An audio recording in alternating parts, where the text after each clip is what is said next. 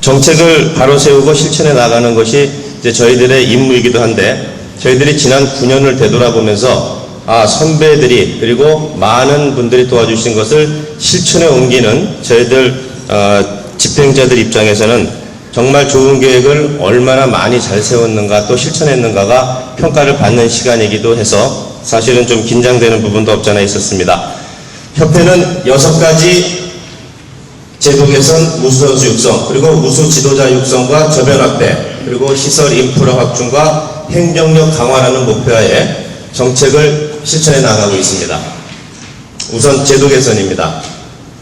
목적은 공부하며 즐기는 많은 축구 선수를 육성하는 데 있습니다. 전국 대회로 인한 문제점을 사전에 예방하는 데 주력하고 있습니다.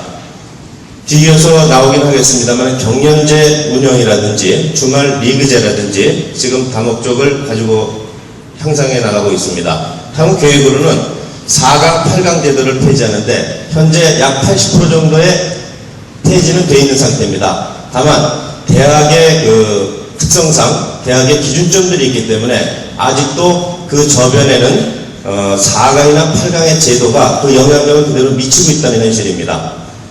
뒤이어서 이제 그런 사후 방안책도 제시를 하겠습니다. 그리고 진학증명서를 발급하는가 또 비간접적인 다른 측정 방법을 개선해 나가고 있습니다. 제도 개선 두 번째입니다. 추진계획으로는 연차 계획에 의한 추진을 하고 있습니다. 학기 중에 전국대회 실시를 하지 않고 주말 리그로 변환해가는 그런 과정에 있습니다. 아까 정 회장님께서도 말씀해 주셨던 것처럼 초등학교 같은 경우는 2006, 2007년도는 전국대회를 축소하고 그 다음에 리그대회를 확대하는 그런 정책을 지금 실행하고 있고 2008년도부터는 전면 폐지하면서 전면 실시하는 리그대회의 운영을 계획하고 있습니다. 중등부도 마찬가지고 고등부도 마찬가지입니다만 시범 실시와 확대 실시에서 전면 실시로 정책을 바꿔나가는 순차적인 진행 과정을 준비하고 있습니다. 경연대 실시는 2006년도 현황을 보시는 것과 마찬가지로 초등학교 한개 대회가 2007년도에 초등학교 한개 대회가 2개 대회가 같이 있었던 것을 경연제로 운행하면서 나누어서 실행하는 것처럼 중학교 3개 대회, 고등학교 4개 대회가 경연제로 운행되는 시스템을 치르게 됩니다. 두 번째로 우수선수 육성입니다. 목적은 역시 연령별, 지역별 유소년 육성 프로그램의 완성에 두고 있습니다. 지역 축구 활성화를 통한 유소년 축구 저변 확대, 그리고 유소년 축구를 위한 우수 지도자를 육성하는 데 목적을 두고 있습니다. 현재 5개 권역별 유소년을 육성하고 있으며 연령별 유청소년 대표팀을 같이 육성시키고 있습니다. 또한 유소년 유망주의 해외 유학 프로그램을 지금 4기째 가동시키고 있습니다. 그리고 올해는 11억 원의 예산을 잡아서 유소년 훈련소 제작 및 보급에 준비를 하고 있습니다. 5개 권역은 다음과 같습니다. 서울, 경기, 인천이 2개 권역입니다만 현재 지도자 운영 관계상 2 권역을 묶어서 이광종, 송경석, 김은철 세 전임 지도자가 운영을 하고 있습니다. 그리고 충청, 강원이 1개 권역이고 호남과 제주가 또 다른 하나의 권역입니다.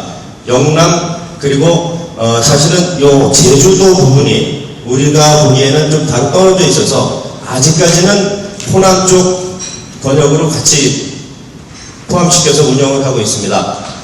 지도자 부분에서의 GK 부분은 3명의 GK 전임 지도자가 전국을 커버하고 있습니다. 우선수 육성의 형태입니다. 대표팀 운영 체계와 마찬가지로 그 하부 조직을 본다면 유소년 분과위원회가 담당하고 있는 유소년 팀장이 있고 그 팀장은 12세부터 15세까지의 선수들을 육성 발굴하게 됩니다. 12세는 120명으로부터 매년 120명씩을 선발하는 과정을 갖게 됩니다. 그리고 13, 14, 15세가 올라가면서 점점 숫자는 줄어드는데 매년 결국은 속아내는 그런 역할을 하면서 엘리트 중심의 유소년 상주를 운영을 하고 있습니다. 기술분과위원회가 담당하고 있는 16세에서부터의 23세 이하 그리고 A 대표팀 경우는 지금 기술분과위원회에서의 각종 모든 위원회 활동을 통해서 이루어져가고 운영되고 있습니다. 지금 남자와 마찬가지로 여자도 지금 이 형태를 그대로 유지하고 있습니다. 우선순위 육성 네 번째입니다. 해외로 유학 프로그램을 확대하고 있습니다. 연령별 유소년들이 올해 같은 경우는 포르투갈 SC 브라가와 브라질 SC 팔메이라스에 두 팀을 보냈습니다. 과거 작년까지만 하더라도 한 팀이 운영되는데 그 중심이 프랑스의 메스였었습니다. 다소 저희들이 영어권을 개발하지 못했던 이유는 저희들의 학제와 맞지 않는다는 점 때문에 프랑스를 선택했었던 부분도 될 수 있었고, 이제는 점차 영어권에도 확대 실시할 준비를 하고 있습니다. 다섯 번째로 우수선수 육성에서 저희들이 11억 원의 예산을 들여서 축구 동영상 교재와 축구 교재를 동시에 지금 준비하고 있습니다. 내년도 8월 달에 이제 세계 청소년 선수권대회 17세 이하가 대회가 있기 때문에 그 전에 축구 교재는 발간이 완료될 거로 보고 있습니다. 오늘 이 자리에도 지필진 여러분들이 이제 많이 참석해 주셨는데 그 역할을 같이 하게 됩니다. 영양과 생리, 그리고 심리, 그리고 선수들에 대한 코칭, 의학 부분을 같이 다루게 됩니다. 그리고 그것을 기반으로 한 축구 동영상 교재가 세계에서도 지금 많이 나오고 있습니다만은 그동안 한국에서 한국인들을 대상으로 해서 만들었던 동영상은 없었습니다. 이것이 DVD 타이틀과 함께 전체적으로 전국의 3,300개의 단체에 무상 보급하게 됩니다. 향후의 발전 방안입니다. 현재 5개 권역 중심의 유소년 육성에서 16개 시도별 유소년 육성 정책으로 확대 실시할 예정입니다. 현재 5개 권역에 배치되어 있는 전임 지도자를 16개 시도별 유소년 전임 지도자를 배치해서 확대 운영하는 데 목표를 두고 있습니다. 연령별 대표팀 상비군의 확대 운영은 대한축구협회 중심에서 시도협회 중심의 지역별 상비군 제도도 발전시켜 나갈 예정입니다. 유소년 유망주 해외 유학 프로그램 확대 및 강화도 앞에서 말씀드렸던 것처럼 이제는 좀 더 영어권에 어려서부터 영어에 대한 거부감이라든가 또는 잘할 수 있고 10년 전에 개인적으로는 그런 꿈을 한번 꿔봤던 적이 있습니다. 유럽에서 한국인 지도자가 유럽인을 지도하는 그날이 올 것인가 아닐 것인가 가능하다라는 얘기를 남들에게 했던 적이 있었습니다. 당시에 차범근 감독이 귀국하고 그 꿈은 조금 멀어지나 보다 싶었는데 박지성이라든가 이용표, 손리현 선수가 유럽에 남아서 지도자 생활을 한다면 그 꿈은 이루어졌다고 볼 수 있습니다. 어린 연령대부터 이제 언어적인 부분도 향상시켜 나갈 수 있는 부분도 강화하도록 준비하고 있습니다. 뒤어서 우수 지도자 육성입니다. 목적은 역시 전문 지도자 육성이고 유능한 선수를 발굴하고 지도할 수 있는 그런 지도자를 육성하는 데 두고 있습니다.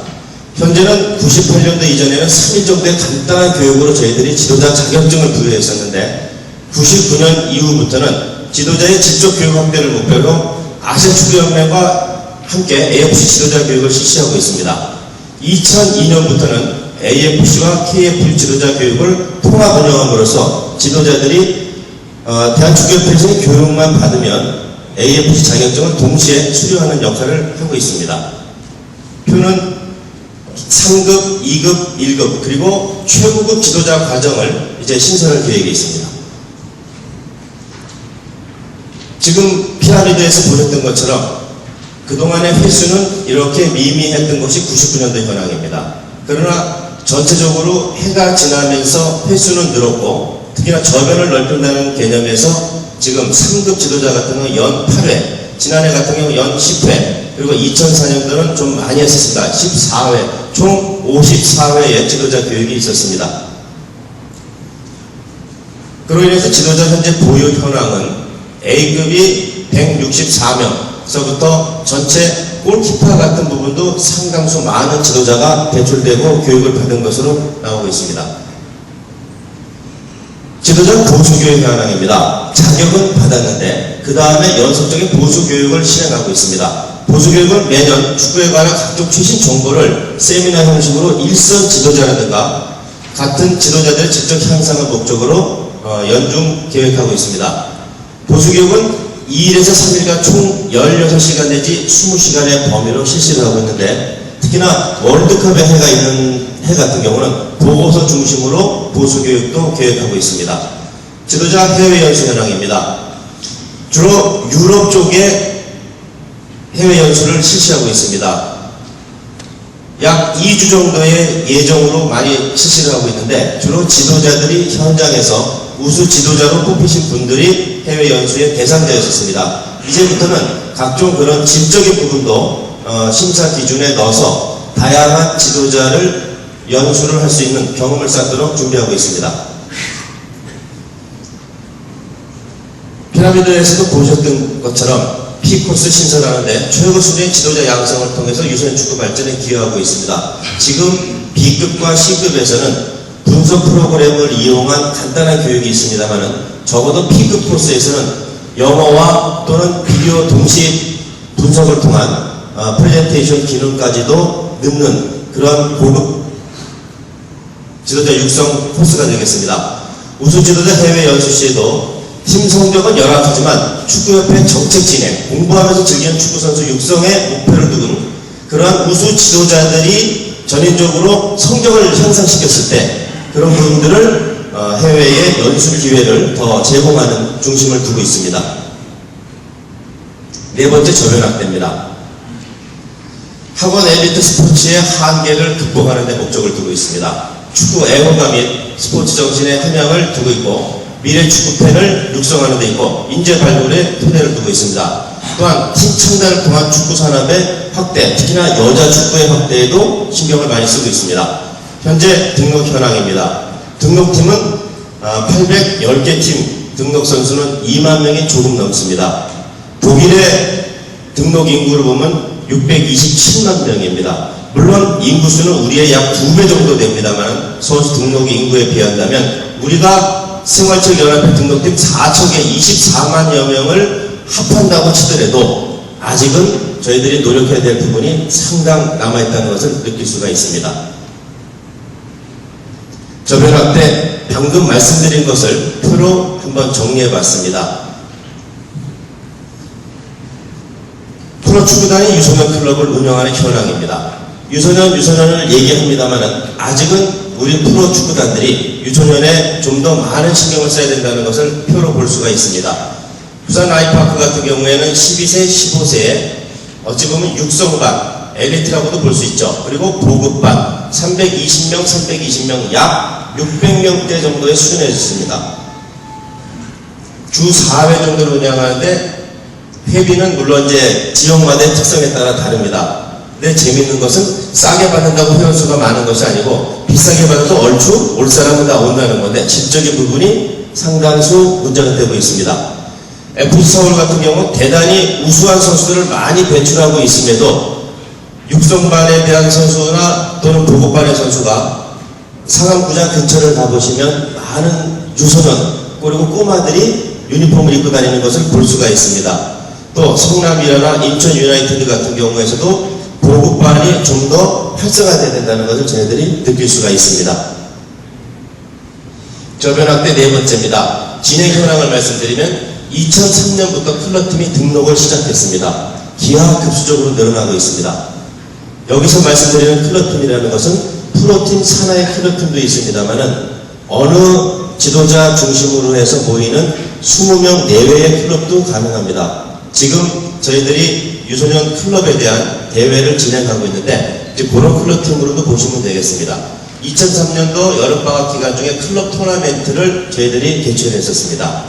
현재 KFA 유소년 클럽 챔피언십 주말 리그를 진행하고 있는데 13개 지역에서 계속 확대 중에 있습니다. 다만 축구협회와 다른 타 기관에서 하는 차이가 무엇인가를 궁금하게 생각하시는 분들이 계실 텐데, 축구협회가 진행하는 대회에는 우선은 응급 앰뷸런스가 대기하게 되고 정식 주부신이 배치가 된다는 것이 다른 대회와 다릅니다. 체육특기자 제도를 개선 중에 있습니다. 공부하는 축구선수, 전인적 축구선수 육성을 위한 정책을 계속적으로 만들어내고 있습니다.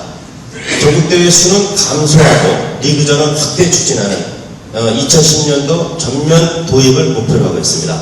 향후에는 저변 확대를 위한 홍보활동 강화와 축구의 불합리성을 개선하고 지도자 자질 향상과 클럽 활성을 위한 제반 여건을 확충하는 목적을 갖고 있습니다. 시설 인프라입니다. 3개의 축구센터와 14개의 축구공원, 그리고 443개의 학교 잔디를 통해서 이제는 어느 정도 시설에 대한 갈증은 저희들이 해소할 수 있다고 봅니다.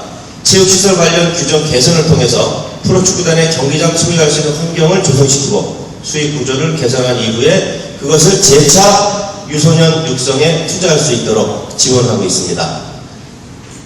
전국 잔디 현황을 말씀드리겠습니다. 경기장 현황은 총 1147면이 완공 혹은 예정된 구장을 포함한 도표입니다. 서울 같은 경우가 면수가 43, 부산이 19, 인천 22. 그러나 서울은 수는 많습니다만은 활용 가능한 면이 적다는 것이 단점으로 지적되고 있습니다. 이런 것을 앞으로 활용 가능토록 저희들이 서로 유도하고 합리적으로 풀어나가는 것이 숙제입니다. 시설 인프라 확충 3번째입니다. 월드컵 잉여금을 활용해서 3개 축구센터, 각 센터별 125억 원씩을 지원하고 14개 축구공원에 19억 6천만 원씩을 투입해서 진행을 하게 되는데, 천안, 목포, 창원은 저희들이 지원하는 그 기금의 약 3배 정도의 예산들을 함께 지원해서 크게 만들고 있습니다. 축구공원은 10개 축구공원에 한 곳당 인조잔디 구장이 3면과 풋살 1면을 건립하게 되는데, 부산, 인천, 울산, 강릉, 가평 등 10개의 축구공원이 쭉 형성이 되고 있습니다. 지금 나눈 곳도 14개 안에 마무리를 짓게 됩니다. 4대 광역시 축구공원입니다. 역시 서울, 대전, 대구, 광주 요것이 4개, 그래서 이것이 10개, 그래서 14개의 축구공원이 건립 예정에 있습니다. 시설 인프라 확충 4번째입니다. 443개의 학교잔디 조성 사업입니다. 학교에 교당 4억 원의 예산을 지원하게 되는데, 이 중에 나머지 기금은 이제 지자체에서 내든지 해서 학교에 자체 내든지, 아마 요것을 많이 지원해주고 또 공헌을 하시는 분에게는 포상도 한다는 내용이 들어 있습니다. 축구장 많이 만들기에는 모든 분들이 관심을 갖게 될 예정입니다. 확충된 시설 인프라의 활용도가 중요합니다. 그래서 전문 관리 운영 업체가 현재 한 군데 나온 것으로 확인이 됐습니다. 그래서 같이 회의를 하고 있는데, 앞으로 이렇게 시설이 확충이 되는 곳에 따라서 마케팅 부분이라든가 활용 방안들이 지속적으로 전문 관리 운영될 겁니다. 또 프로구단이 스타디움을 소유했을 때 운영할 수 있도록 관련 법규 개정에도 머리를 모으고 있습니다. 구단이 우선 이익을 창출해야 되겠고, 그 잉여금을 유소년에게 재투자해야 될 겁니다. 프로스포츠를 활성화시켜서 전반적으로 스포츠 산업에 어찌 보면 축구가 다른 종목의 선두 역할도 해나갈 수 있다고 봅니다. 마지막으로 행정력 강화입니다. 목적은 리그제 정책입니다. 효과적인 대한축구협회와 시도축구협회의 업무 공조를 통한 유소년 정책을 진행하는 데 있습니다. 지역축구협회 행정력 강화를 통해서 지역축구협회가 스스로 살아날 수 있는 그런 효율적인 성장을 목적에 두고 있습니다. 산하연맹 및 시도협회 행정 현황입니다. 각 연맹은 실무 전무이사와 상근 직원으로 이루어져 있습니다. 물론 프로와 실업연맹 그리고 여자연맹은 많은 인원수를 두고서 운영을 잘 해나가고 있는 입장입니다. 시도협회는 실무 전무이사 및 상근 직원이 한두 명으로 구성되어 있어서 아무래도 전반적인 행정력이 현재는 떨어지고 있는 입장입니다. 대한축구협회에서 유소년 행정을 운영관리하는 현황입니다. 유소년 행정 실행은 경기국에서, 그리고 업무 기획은 경기국과 기획실에서, 유소년 분과위원회는 기술국, 유소년 지도자 육성은 파주 트레이닝센터에서 운영하고 있습니다. 유소년 리그 심판 육성은 심판실의 도움을 받고 있고, 유소년 리그 예산은 역시 기획실에서 전체 예산을 확보하는 데 도움을 주시고 있습니다. 행정력 강화 3번째입니다. 유소년 관련 예산 구성입니다. 협회 자체 예산은 전체의 13% 정도 수준입니다. 그리고 국민체육진흥기금과 스포츠진흥투표권, 우리가 말하는 토토에서 생기는 이익금이 전체의 80% 정도입니다. 자체 예산보다는 외부의 예산을 유소년 쪽으로 유도해서 운영하는 데 도움을 받고 있는 그런 상황입니다. KFN의 유소년 업무 총괄에서 전담팀이 앞으로 구성이 돼야 좀 더 행정력이 강화될 수 있을 거라는 향후 저희들이 발전 방안입니다. 유소년 분과위원회 기능을 강화시키고 시도축구협회에서도 역시 자체 사업성을 좀 더 높이고 상근 직원을 확충하면서 지역 축구 산업을 총괄할 수 있는 기관이 될 수 있도록 장단기 계획을 준비해야 되겠습니다. 감사합니다. 체육부에서부터 이제 공무원 생활을 시작을 해서 우리 체육부 축구단의 선수를 한 20년을 뛰었습니다. 그래서 축구에 대해서 누구보다 관심이 많고요. 특히 또 이제 오늘 우리 강신우 위원장님께서 여러 가지 축구 발전에 위해서 발표를 해 주셨는데, 개인적으로는 또 2002년 월드컵을 주관하는 과정을 하면서 잉여금의 상당 부분을 축구 파크, 풋볼 파크와 풋볼 센터 쪽으로 투자하는데 저희가 의사 결정을 했던데 참여했던 상황으로서 굉장히 또 이런 것들이 내년에 대부분 또 결실을 맺는다는 것에 대해서 굉장히 자부심을 갖게 됩니다. 오늘 우리 축구 전문가들을 모시고 축구뿐만 아니고 우리나라 체육 정책에 대해서 간략하게, 시간도 또 많이 된 것 같습니다. 한 10분 이내로 해서 좀 말씀을 좀 드릴까 합니다. 지금 저희 우리나라가 안고 있는 체육 정책의 환경, 현주소 이런 것이 저희가 여러 가지 어려움도 있고 또한 또 강점도 있습니다. 위기 상황이라든가 우리가 좀 어려움이 있다는 점은 어떤 거냐면, 사실 앞에서 발표도 나왔습니다는 지금 이제 엘리트, 우리 전문 체육과 생활 체육 이 부분이 그리고 또 학교 체육, 우리 교육부에서 과장님 와 계십니다는 학교 체육 이런 부분이 유기적으로 좀 연결돼서 시너지 효과를 내야 되는데, 그런 부분이 지금은 분절돼 있어서 그런 것이 이제 여러 가지 효율성이 좀 떨어지는 부분이 있다, 이런 말씀을 드리고, 지금 이제 축구 인프라는 지금 아주 그동안 짧은 시간에 많이 이제 확충이 되고 있습니다만, 그래도 아직도 인프라가 부족합니다.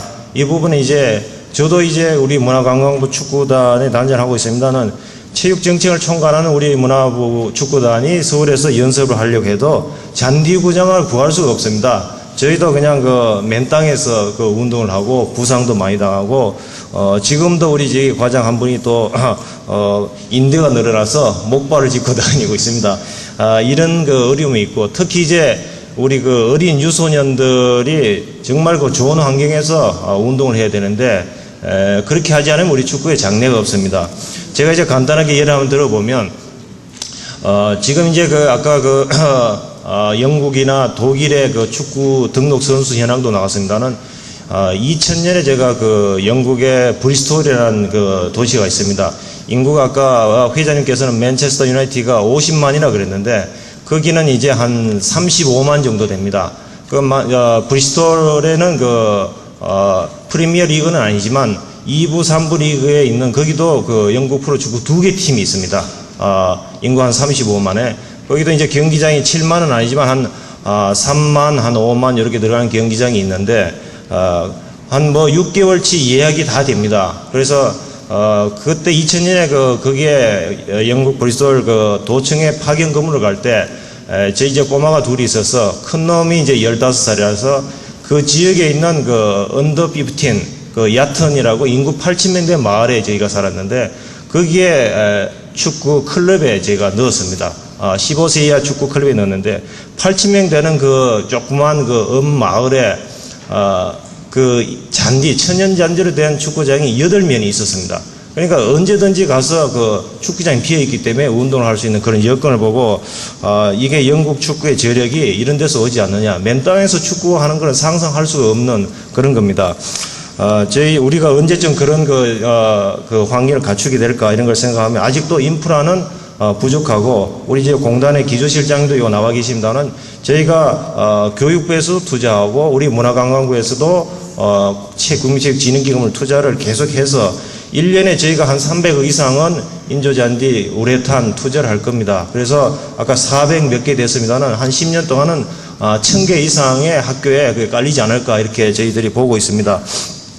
또한 우리 체육이 지금 안고 있는 어려움은 스포츠 외교 시스템이 약합니다. 이제 박지성 선수나 또 아까 이영표 선수가 유럽에서 지도자 활동을 할 수 있는 시기가 올 것이다 이렇게 했습니다는 지금 우리 축구뿐만이 아니고 여러 경기 단체나 우리 체육회 KOC에서도 지금 스포츠 외교 국제 무대에서 뛸 수 있는 인재를 키우지 않는 게 대해서 문제가 있습니다. 그래서 지금 글로벌 시대에서 우리 대한민국을 대표하는 그런 스포츠 외교 전문 국제 인력이 부족한 것을 저희가 실감하고 있고요. 또 한 가지 이제 프로스포츠 제도 개선 법령 개정 이야기를 했습니다는 지금 스포츠 산업 이제 이것은 관광이나 레저 산업과 함께 21세기 신성장 동력이라 그럽니다. 지금 고용이 점점 어려워지는 시기에 이런 스포츠 산업은 고용을 창출한 산업이기 때문에 이런 스포츠 산업 기반을 육성하기 위한 제도 개선이 아주 미약한 그런 상황이 있습니다. 하지만 우리가 어려움뿐만 아니라 강점도 있습니다. 이제 주 5일 근무제가 되면서 이런 여가나 이런 체육 활동이나 이런 부분에 대한 수요가 점점 늘고 있는 것이 사실입니다. 수요가 있으면 제도도 뒤따라오게 되고 투자도 있다 이렇게 저희 생각합니다. 또한 서비스 산업, 관광, 레저, 스포츠 산업에 대해서 이것을 육성하겠다는 정부의 의지가 굉장히 강합니다. 정부 안에는 지금 서비스 산업 육성을 위한 관계 장관 회의도 구성이 되어 있고 여기에 대한 범정적인 타스크포스도 구성이 되어 있습니다. 또한 이제 우리 회장님께서 말씀하셨습니다는 우리가 월드컵 잉여금 650억을 종잣돈으로 투자했습니다는 지역사회에서 스포츠 투자에 대한 관심이 굉장히 큽니다. 그런 지역과 또 지역 주민이 체육에 대한 관심이 크기 때문에 이런 체육 정책에 대한 기회가 분명히 있다. 발전할 수 있는 기회가 있다고 봅니다. 또한 우리가 안고 있는 어려움이 오늘 유소년 축구 세미나입니다는 지금 출산율이 낮아져서 점점 이게 스포츠로 들어올 수 있는 우수한 인재를 우리가 리크루트 하는데 문제가 있다. 제도적 어려움이 있는 부분이 있습니다. 그리고 이제 입시 위주가 아주 그냥 입시가 강화되고 있기 때문에 점점 이게 저희가 스포츠의 선수나 영재, 인재를 발굴하고 모집하는데 점점 어려움이 점점 가중되고 있습니다. 또한 이제 고령화 사회가 또 되고 있어서 이런 부분에 대한 정부의 어떤 대처 이런 것도 저희가 이 체육 정책을 수립하는데 하는 고려 요소로 보고 있습니다. 이런 여러 가지 환경을 고려해서 정부에서 방향을 잡고 있는 체육 정책의 어떤 방향만 간략하게 말씀을 드리겠습니다. 정부에서 체육 정책은 기본 모토가 저희가 유비쿼터스 스포츠입니다. 언제 어디에서 누구나 성별, 연령별 어떤 신체 장애 유무를 떠나서 가까운 자기가 가까운 어떤 인근에서 마음대로 운동을 할 수 있는 그런 환경을 조성해 주는 것, 이것이 정부에서 할 일이 아닌가 이렇게 생각합니다. 이런 큰 비전을 가지고 저희가 몇 가지 큰 목표를 잡고 있습니다. 첫째, 가장 먼저 저희가 목표를 잡는 것은 생활 스포츠를 좀 활성화시켜서 국민의 삶의 질, 건강을 향상시키고 삶의 질을 향상하는 것입니다. 지금 일주일에 3번 그리고 30분 이상 운동하자는 스포츠 7330 캠페인을 벌이고 있습니다. 또한 스포츠 클럽, 우리 축구협회에서 이 주말 리그라든지 그다음 유소년 클럽을 모범적으로 하고 있습니다. 이런 것들이 스포츠 클럽들이 좀 확산될 수 있도록 저희가 유도를 합니다. 또한 이제 축구뿐만 아니고 우리가 고급 스포츠인 골프도 정부에서 공공형 대중 골프장을 저희가 확충해 나가려고 하고 있습니다.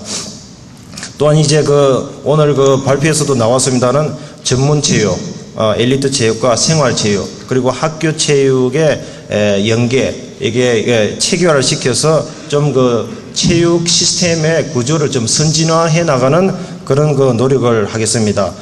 공부하는 축구 선수 특기자 제도 개선 보고를 그걸 받았습니다는 이런 학원 스포츠의 정상화, 그리고 생활체육과 또 전문체육을 연계 발전시키는 체육단체의 운영의 혁신 부분, 이런 것들이 저희가 과제로 삼고 있습니다.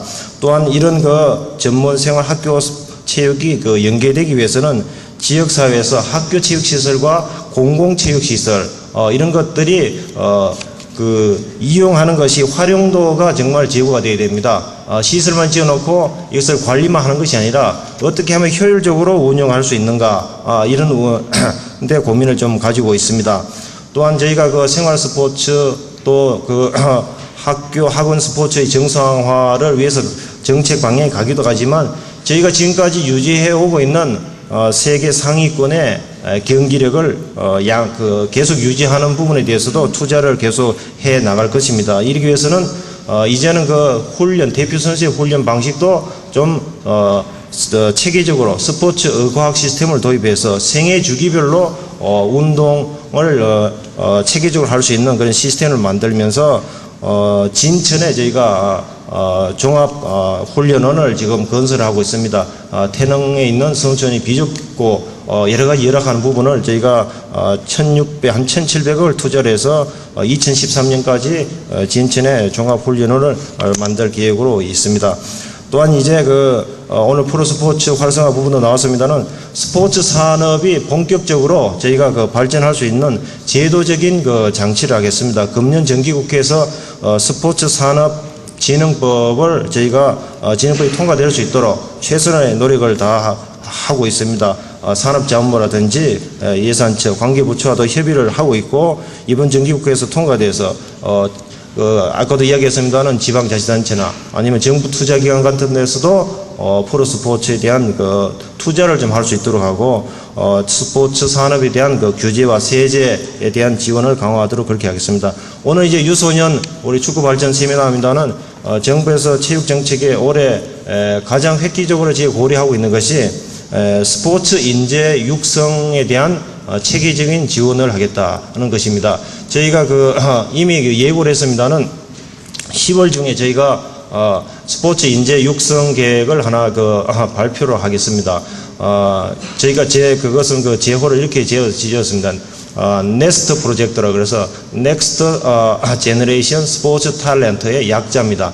Next Generation Sports Talent, 네스트라 해서 둥지입니다. 그래서 우리가 차세대 스포츠 인재를 어떤 개념을 네스트로 잡아서 스포츠 영재를 발굴해서 지원하고 특히 기본 종목, 육상, 축구, 수영 이런 기본 종목에 어떤 영재를 발굴해서 세계적인 어떤 훈련 어떤 메커니즘을 적용해서 7년, 10년간 장기적으로 아주 획기적으로 1년에 5천만이 됐던 1억이 됐다 해서 집중적으로 투자할 수 있는 그런 계획을 지금 검토를 지금 하고 있습니다. 또한 이 네스트 프로젝트에는 선수와 그리고 심판 지도자 그리고 스포츠 산업 양성 과정 그리고 이제 특히 이제 또 한 부분은 가정 형편이 어려워서 운동을 못하는 선수들이 있어서는 안 되겠다. 그런 부분에 대해서는 우리가 네스트 스칼라십을 만들어서 지원을 할 계획입니다. 이 부분은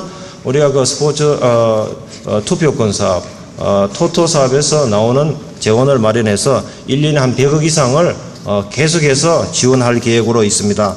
또한 정부에서 지금 체육 분야에 신경을 쓰고 있는 것은 이런 모든 우리 축구협회나 아니면 경기단체나 이런 체육단체에 대한 재정을 안정적으로 지원하기 위해서 체육 재정을 안정적으로 확보하는 데 있습니다.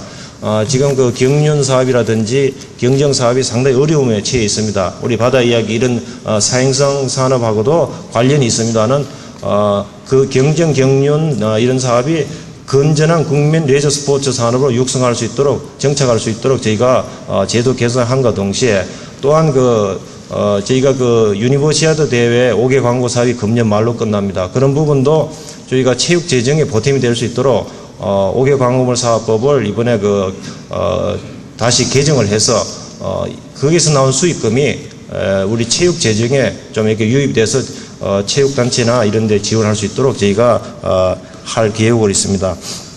또한 이제 마지막으로 저희가 2008년 북경 올림픽이 있습니다는 남북 단일팀 이 부분에 대해서도 저희가 관심을 가지고 진행을 지금 하고 있습니다. 지금 이런 진행 사항이 있습니다는 앞으로 이런 부분은 남북관계 여러 가지 고려를 해서 저희가 체육을 통해서 남북 화해 분위기 조성하는 부분도 정책 과제로 하고 있다는 말씀을 드립니다.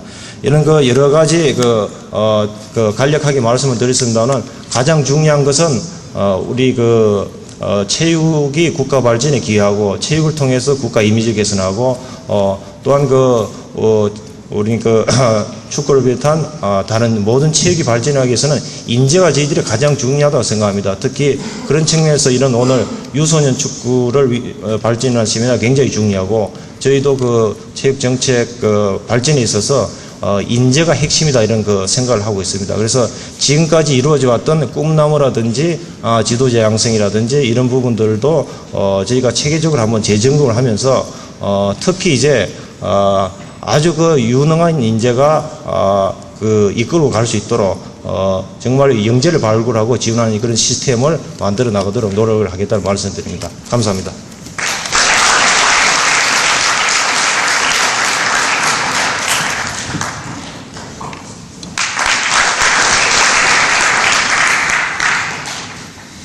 네, 정몽준 대한축구협회장님 그리고 주현재 문화관광부 체육국장님 각 분야의 전문가 여러분들께서 같이 모여서 유소년 축구 발전에 관한 세미나를 개최하게 된 것을 진심으로 축하드립니다. 지금 방금 제 소개를 해 주셨습니다마는 제가 교육인적자원부에 학교체육보건급식과장을 맡고 있습니다. 제가 맡고 있는 일이 학교체육하고 학교보건, 학교급식, 그 다음에 학교 교육 환경 이런 4가지 분야를 맡고 있습니다. 제가 그 4가지 분야 중에 어느 하나도 제가 생긴 모양하고는 좀 안 닮은 것 같습니다. 좀 그렇긴 한데 그걸 맡으라고 그래서 제가 맡고는 있습니다. 근데 어디 가서 이제 인사 소개하거나 이렇게 서로 인사를 나눌 때 저는 이렇게 얘기를 합니다. 이 체육인들이 있는 데서는 학교 체육과장입니다. 그 다음에 보건 하시는 분들이 또 많이 있습니다. 거기 가면 학교 보건과장입니다. 또 급식관계, 영양관계에 있는 데 가면은 학교 급식과장입니다. 이렇게 얘기합니다. 오늘 제가 여기서 저는 그냥 학교 체육과장입니다. 이렇게 그냥 말씀드리겠습니다.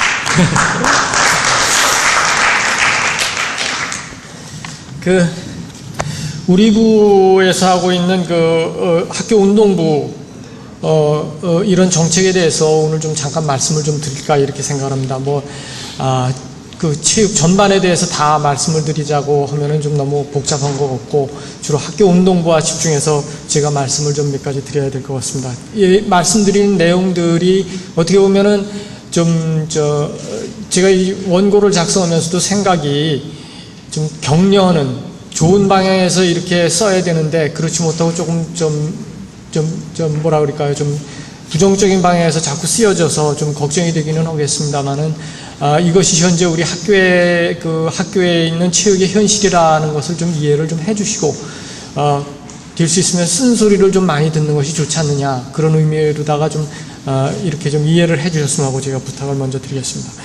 먼저 우리 학교운동부의 현황을 먼저 말씀을 드리겠습니다. 학교운동부의 현황은 이미 여러분들이 잘 아시다시피 운동선수를 확보하는 것이 상당히 어려운 것이 지금 현재 실정입니다.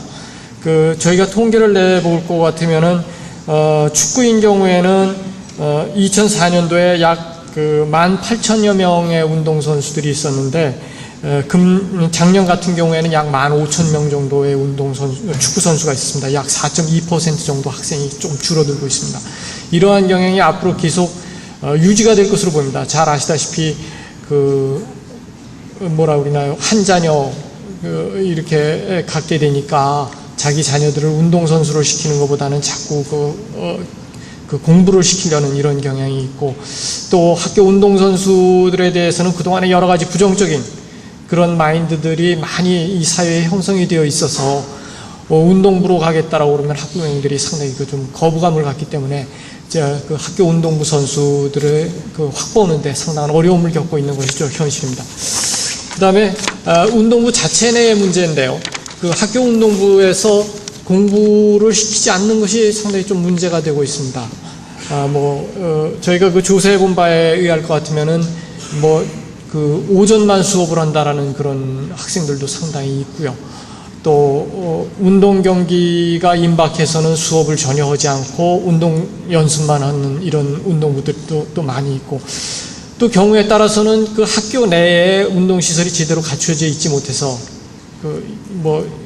축구도 뭐 물론 조금 해당이 되기는 하겠습니다만 뭐 그 요트라든가 또는 무슨 골프라든가 뭐 그 빙상이라든가 이런 건 학교 내에 운동 시설이 없으니까 그 학교에서 운동을 하지 못하고 그 오후에는 그 밖에 나가서 운동을 하게 되는 이런 그 경향이 많이 있어서 어쨌든 운동선수부 학생들이 그 공부를 조금 소홀히 하게 되고 그러다 보니까 이제 운동을 하다가 어떤 그 부상을 입거나 어떤 문제가 있어서 그 운동을 중단하게 되면은 다시 뭐 공부를 해야 되는데 이렇게 그 평소에 공부를 하는 것이 제대로 잘 안 되다 보니까 그 중간에 운동부를 그만두게 되면은 그냥 나고 오게 되는 이런 경향이 좀 많이 있는 것 같습니다. 그 다음에 저희가 이제 또 한 가지 지금 어려운 점 중에 하나가 뭐냐면 그 체육특기자의 시도 간의 전출입에 대한 그 동의서 발급, 이 문제가 조금 문제가 좀 되고 있습니다. 옛날보다는 많이 나아졌습니다. 많이 나아지고 전출입 동의서를 쉽게 내주고는 있습니다만은 아직도 일부 학교에서는 전출입 동의서를 잘 내주질 않아서 저희 교육부 정상위 연구소가 저 뒤에 와 있긴 합니다만은 민원의 대부분이 그런 겁니다. 왜 전출입 동의서를 안 써주느냐, 그런 걸 좀 빨리 좀 써달라. 그런 그 민원이 상당히 많이 발생이 되는 그런 경향이 있습니다. 또 하나는 그 감사원이라든가 뭐 이런 데서 늘상 저희가 지적받는 겁니다만은 운동부 회계가 상당히 불투명한 그런 경우가 지적을 많이 받는 경우가 있습니다. 그래서 저희가 좀 곤욕을 많이 치르고는 있습니다만은 이런 것이 지금 저희 그 교육부 입장에서 봤을 때 학교 운동부의 어떤 문제점들이 아닌가 하는 이런 생각이 듭니다. 우리 교육부에서 가지고 있는 학교 운동부에 대한 정책 몇 가지를 좀 말씀드리겠습니다. 먼저는 우리가 운동부에 대해서는 크게 세 가지 방향을 가지고 있습니다. 첫째는 학생들에 대한 학습권을 철저히 보장을 해주고 학교 수업을 철저히 듣도록 해주자 하는 것이 첫째 정책 방향이고요. 두 번째로는 학생 선수 폭력 문제와 관련해서 이 선수 폭력 문제를 어떻게 하면은 막을까 하는 문제. 그리고 세 번째로는 학교 운동부의 회계를 어떻게 하면 투명히 할 것이냐 하는 것이 저희 교육부가 가지고 있는 최근에 가지고 있는 기본 방향 중에 하나입니다. 학생 선수 학습권 보장이라든가 학교 수업 충실에 대해서는 저희가 내놓은 몇 가지 정책이 여러분도 잘 알고 있다시피 우선 상시 학습을 금지하는 것, 특히 초등학교 학생들에 대해서는 합숙을 절대적으로 금지하는 이런 문제를 저희가 지금 하고 있고요. 학습권 보장과 관련해서 두 번째로는 각종 대회에 참가하는데 좀 가능하면 토요일이라든가 일요일 또는 공휴일 방학 중에 운동 경기 대회를 좀 참가하도록 이렇게 유도하는 것이 저희 교육부가 바라는 바고요.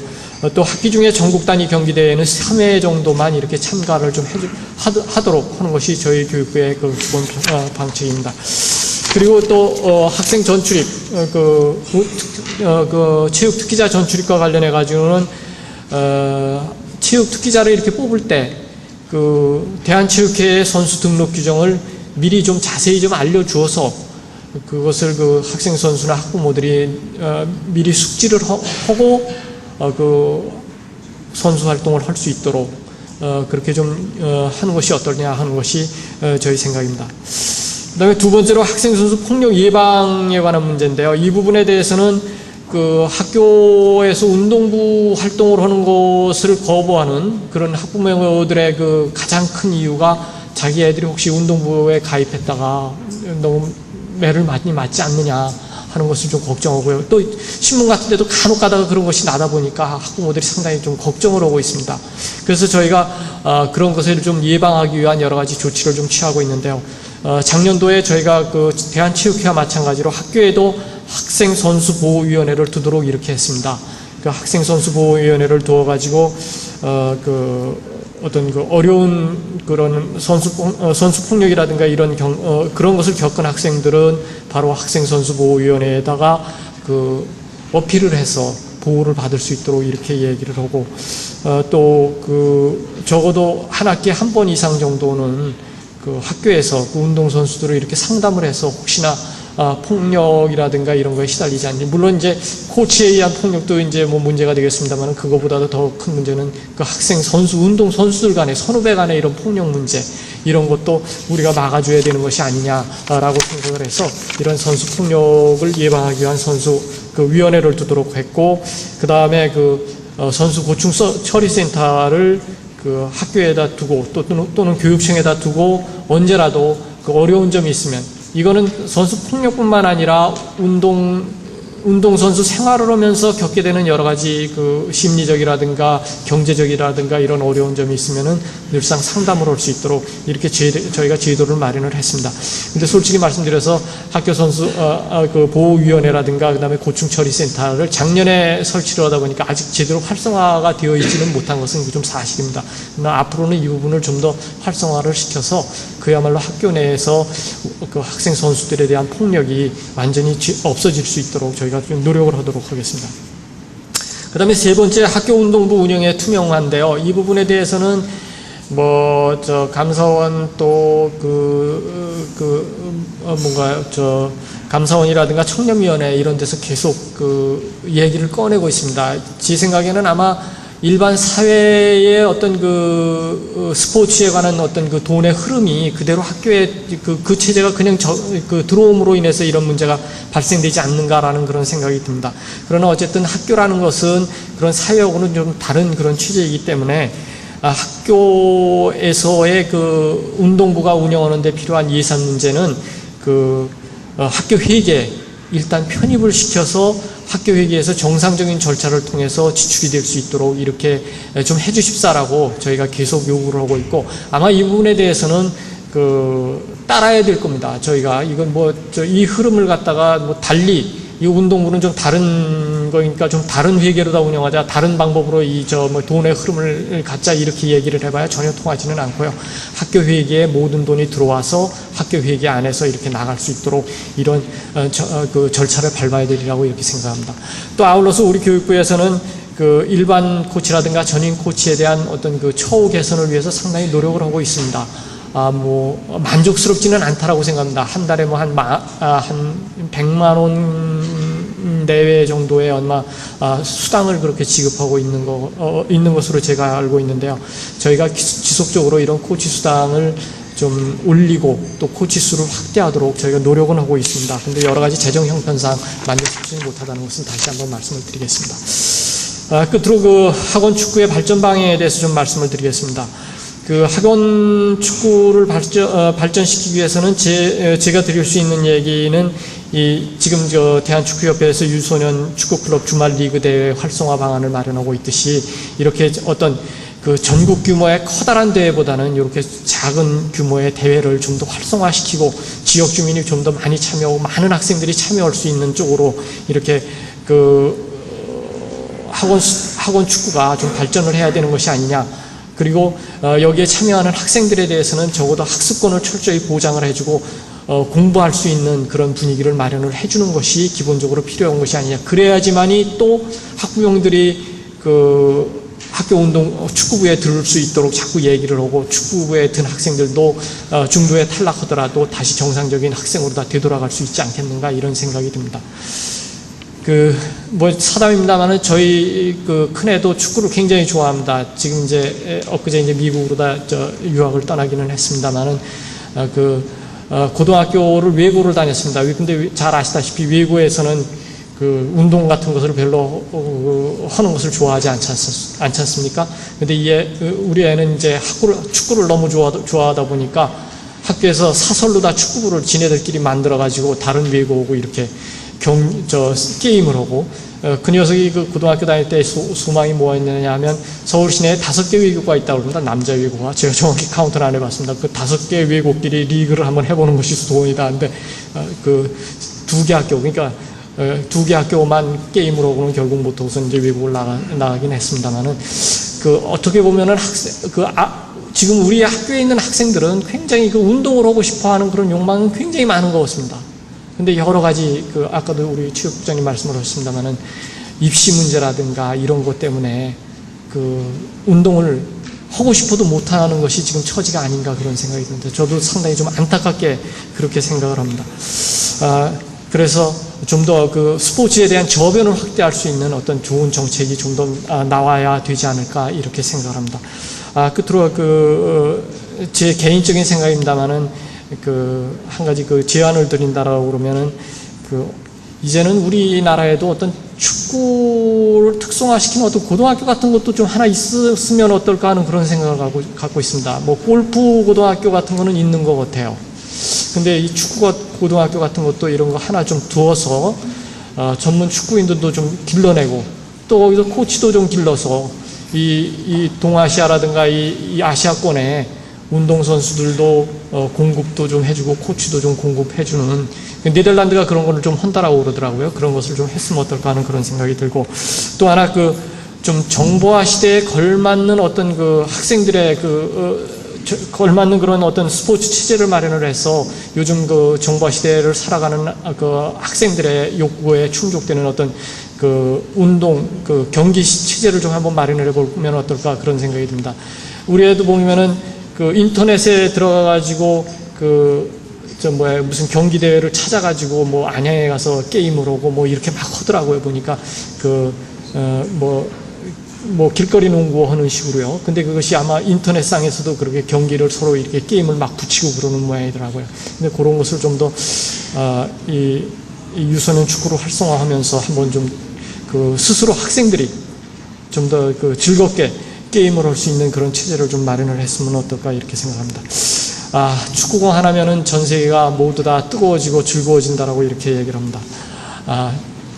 대단히 죄송합니다만은 제가 교육부에서 학교 체육을 맡고 있습니다만은 우리 학생들의 어떤 체육의 욕구를 제가 충족시켜주지 못하고 즐겁게 학교 생활을 해줘야 되는데 그렇지 못한 것에 대해서는 늘상 주의스럽게 생각합니다. 앞으로 더 열심히 노력을 해서 우리 학생들이 축구를 즐기면서 학교 생활을 할 수 있도록 노력을 해나가겠습니다. 감사합니다.